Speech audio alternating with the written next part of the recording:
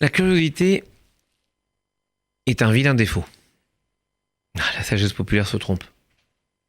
Parce que la curiosité, c'est ce qui nous permet de sortir de nos habitudes, c'est ce qui nous permet de sortir de ce qu'on connaît, c'est ce qui nous permet d'aller au-delà des frontières, au-delà des limites qu'on s'impose, par confort, par aisance, par facilité. La curiosité, c'est ce qui nous fait poser cette question, quoi, ma. Et ma, en hébreu, ma nishtana. Quelle différence? Le soir de Pâques, on engage les enfants à avoir de la curiosité. Pourquoi ce soir on mange que des herbes amères alors que d'habitude on mange des amères et des douces? Pourquoi ce soir on mange que du pain azim? Pourquoi? Mais on ne va pas accuser les enfants de manifester de la curiosité sur le monde. Leur curiosité, c'est leur façon de se questionner eux-mêmes et de questionner le monde. On a de la peine et on a de la compassion et on va accompagner l'enfant qui n'a aucune curiosité. Celui qui, chez Eno Yodé Alishol, il ne s'est même pas posé de questions.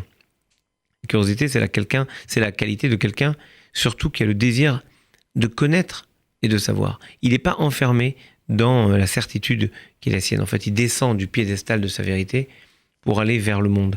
C'est le moteur réel de la connaissance. C'est parce que on se sent à l'étroit, qu'on a envie de voir au-delà des apparences, même des idées, qu'on est réellement sur le chemin de la curiosité. Mais évidemment, si on est trop curieux et qu'on veut rentrer dans la vie, l'intimité des autres, alors ça devient cette curiosité malsaine dont je parle au début. Et la Bible nous rapporte que Bilham se place au-dessus du peuple pour le maudire, et il remarque qu'aucune fenêtre, aucune porte des tentes des Hébreux n'ouvre sur une fenêtre ou une porte d'une autre tente. Il y a un respect absolu de l'intimité.